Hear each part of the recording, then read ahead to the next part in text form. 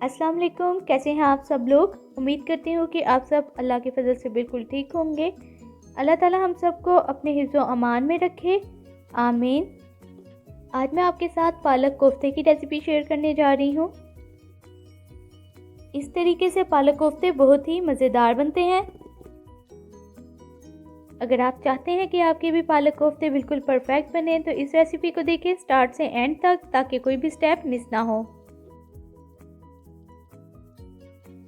इसे बनाने के लिए हमें चाहिए 3 अदद दरमियाने साइज़ के प्याज, लहसुन के जवे 15 से 20 अदद और 2 इंच का अदरक का टुकड़ा जिसे क्रश कर लिया था। और ये 1 किलो पालक है जिसे मैंने फ्रीज कर लिया था। इसमें पालक को काट कर पका लिया था पानी खुश्क होने तक। अंदर हाफ़ टी स्पून या हस्बे जायका नमक और हाफ़ टी स्पून लाल मिर्च पाउडर डाला था और फिर इसे ब्लेंड करके फ्रीज कर लिया था।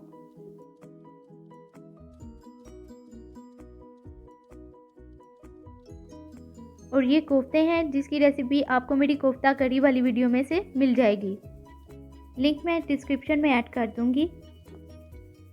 अब एक कुकर में प्याज कट करके शामिल करें, साथ ही लहसुन अदरक, 1 गिलास पानी, 1 टेबलस्पून या हस्बे जायका नमक, 1 टेबलस्पून या हस्बे ज़रूरत लाल मिर्च पाउडर और 1/4 टीस्पून हल्दी डालकर स्टीम दे दें। तकरीबन 5 से 10 मिनट स्टीम आने के बाद कुकर खोल लें। मसाला अच्छे से गल चुका है, इसे पीस लें। फिर इसमें 1 कप ऑयल डालें और इसकी बुनाई कर लें 1 से 2 मिनट के लिए। फिर इसमें कोफ्ते डालें और अच्छे से भून लें।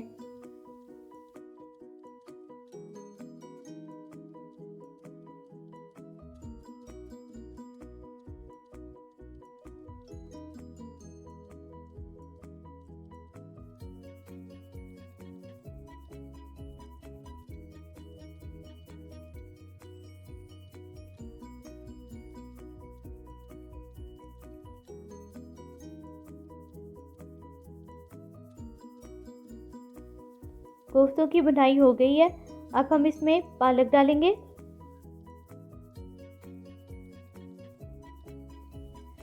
पालक डालने के बाद हम इसे ढक कर पकाएंगे ताकि ये मेल्ट हो जाए। और पालक डालते साथ ही हम इसमें 1 गट्ठी मेथी डाल देंगे। मेथी को भी हमने काट के फ्रीज कर लिया था। अब हम इसे ढक कर पकने देंगे जब तक कि ये पिघल ना जाए।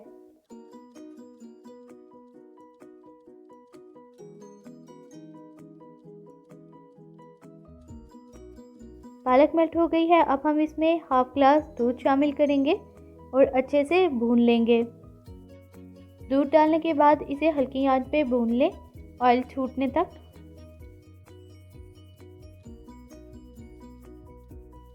पालक की बुनाई हो गई है, ऑयल अलहदा हो गया है, आप देख सकते हैं। हल्की आंच पर बुनाई करते वक्त तकरीबन आधा घंटा लग जाता है।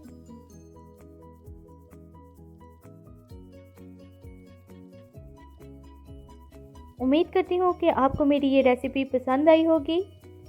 अगर आपको मेरी ये रेसिपी पसंद आई है तो मेरे चैनल को सब्सक्राइब करें, वीडियोस को ज़्यादा से ज़्यादा लाइक और शेयर करें। मुझे अपनी दुआ में याद रखिएगा। Thanks for watching. अल्लाह हाफिज़।